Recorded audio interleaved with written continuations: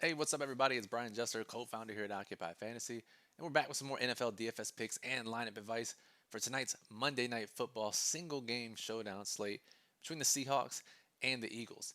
In this video, we'll look at low-risk lineup strategy construction for FanDuel and DraftKings.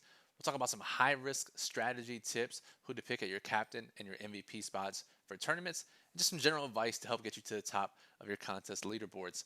Before we get started, do us a favor, click that subscribe button below. Get access to all of our videos when they are released here on YouTube.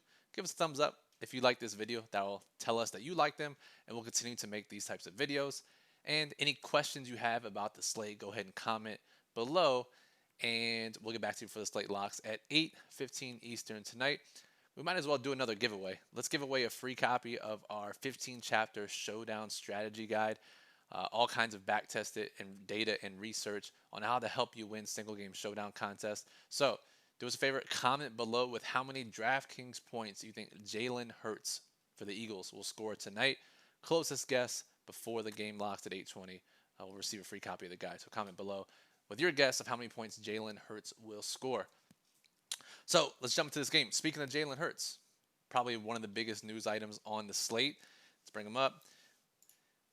If you listen to Doug Peterson's press conference on Wednesday, Doug Peterson, head coach of the Eagles, he said Carson Wentz is his starter today, which isn't really the best endorsement of a quarterback, especially a franchise quarterback like Carson Wentz.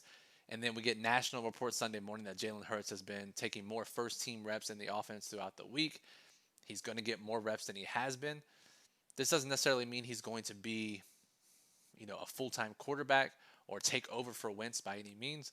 But we should see him out there for at least 5 to 10 plays, if not more, especially depending on how Wentz plays. I personally think they should rip the Band-Aid off and play Hurts. Doesn't seem like that's going to happen tonight. But it does throw a wrench into a lot of our lineup building strategies for all contest types.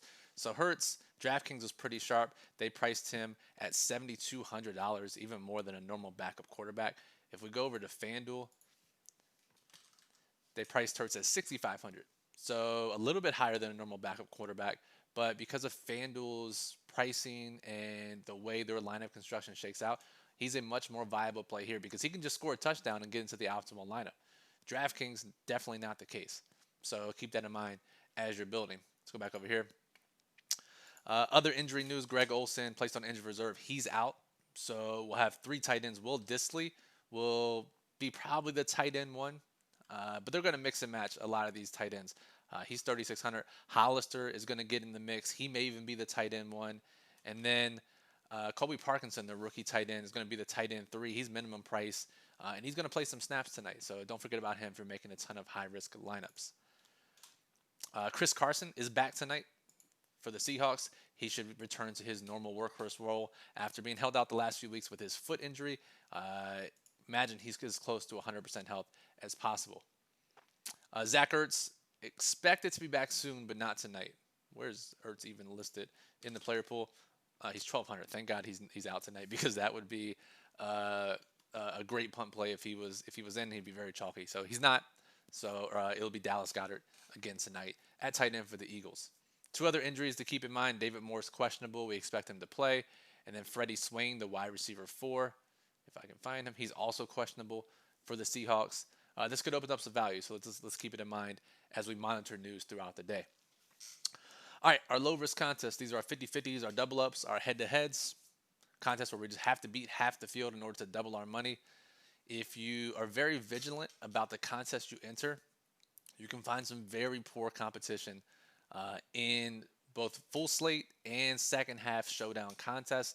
People really have no idea how to make low-risk lineups in that regard. We have an entire chapter on it in that ebook I mentioned at the top of the video, the Showdown Guide at OccupyFantasy.com, so go check that out if you haven't already. And, if you've read that guide, we like to get 2 quarterbacks and 2 running backs into our low-risk lineups in an effort to lock up all the touchdown scoring. Now, there's a problem tonight because, 1, Seahawks games always have expensive players, so it makes it tough in general. 2, with Carson Wentz's uncertainty, it's kind of tough. So if we look here, obviously Russell Wilson, Miles Sanders starting running back for the Eagles, Chris Carson starting running back for the Seahawks, and then Carson Wentz, if we put him in, 4,500 left per player. We could actually do this on DraftKings. It's not that bad. Not ideal, just because we have to go with a non-traditional captain to fit it in. So it's not the worst here. FanDuel, it's pretty much impossible. If we go back over here, Russ at MVP is going to be the most popular by a wide margin. Sanders, Chris Carson. Now, if we try to fit in Wentz, we're at 4K left per player, and we can't officially do that. But the question here is, does Wentz actually play his normal role, or at least close to it? The reports are saying that because earlier this year when Jalen Hurts has come on the field, Wentz has just split out wide and it's been a wildcat quarterback type situation.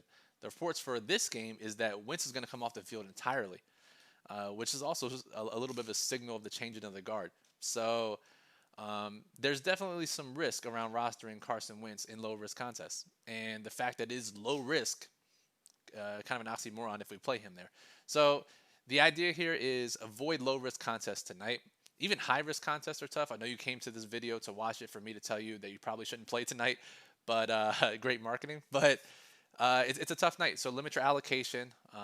Just try to play a couple high-risk lineups and try to pick up some satellite tickets. That's the best way to approach tonight's slate, unless, of course, as we always preach, you can find no badge head-to-heads, really soft competition in small field, low-risk contests. All right, so speaking of high-risk contests, these are our leagues, our satellites, our GPPs, where it's exponential payouts. You have to get close to if not the optimal lineup on a Showdown Slate to get first place.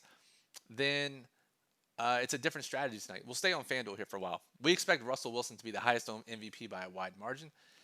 The issue with Russell MVPs, especially on FanDuel on Seahawks Showdown Slates, is twofold. One, because he is so expensive, and because their pass catchers and skill position players are so expensive, it's really difficult to get unique lineups, or at least close to unique lineups with Russell Wilson MVP. Not a ton of value on their team. Maybe tonight with the tight ends, let's see, Hollister is 7K. That's not even that cheap. Disley is 6K. He's a little cheaper. That helps. But still, Metcalf and Lockett, 14K and 13K respectively.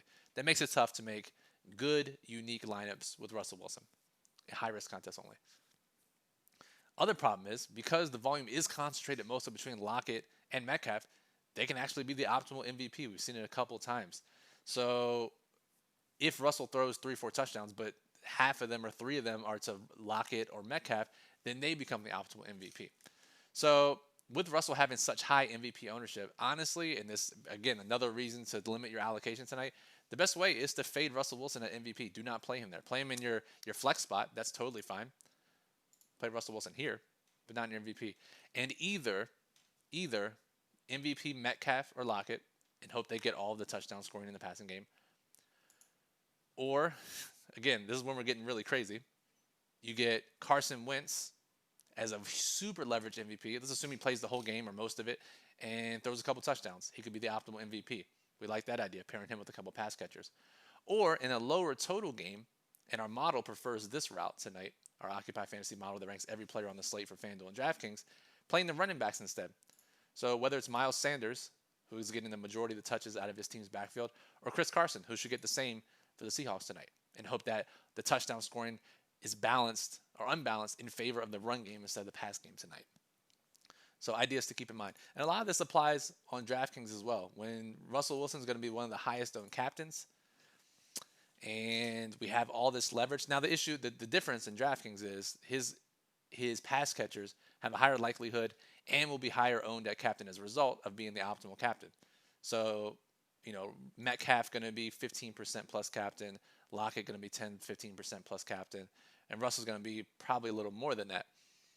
The difference, obviously, is the salary multiplier, where you have to pay more for a quarterback or a higher priced player at your captain spot on DraftKings than you do on FanDuel. So it makes it more difficult. But the same concepts apply, especially on the Eagles side. Whether it's playing Wentz at captain, quarterback, he won't be highly owned at all, 5 to 10% max, probably closer to 5% at a captain. Pair him with a couple pass catchers. Or probably the preferred approach is either Miles Sanders or Chris Carson at captain or MVP tonight. And again, none of this is going to feel good because you're fading Russell Wilson at captain, the highest projected owned player, highest projected fantasy point scorer on the slate. And as we like to say, if you're comfortable with a GPP lineup or a high-risk lineup, it's probably not a good high-risk lineup. There should be some element of discomfort when you're making these lineups, because if it was comfortable, that means the rest of the field is probably doing that too. That's not how you get leverage. That's not how you shoot to the top of your leaderboards in high-risk contests. So that'll do it for this video. Be sure to go check out the daily plug. OccupyFantasy.com will be updated by 4 p.m. Eastern with an outlook for every player on the slate, as well as detailed lineup strategies for FanDuel and DraftKings. Go super in-depth on how to play on both sites. That's OccupyFantasy.com. The Occupy model is up and running, ranks every player on both sites. Projected ownership for both captain, MVP, and flex for both sites will be in the model later today. Again, comment below with how many points you think Jalen Hurts is going to score tonight on DraftKings. Closest guess will get a copy of our free Showdown Guide ebook. And then, of course, click subscribe, get notified when our videos are released. Give us a thumbs up if you like the video. We'd appreciate all of that. So, Brian Jester for Occupy Fantasy. Appreciate you all listening. Good luck tonight, and we'll talk to you soon.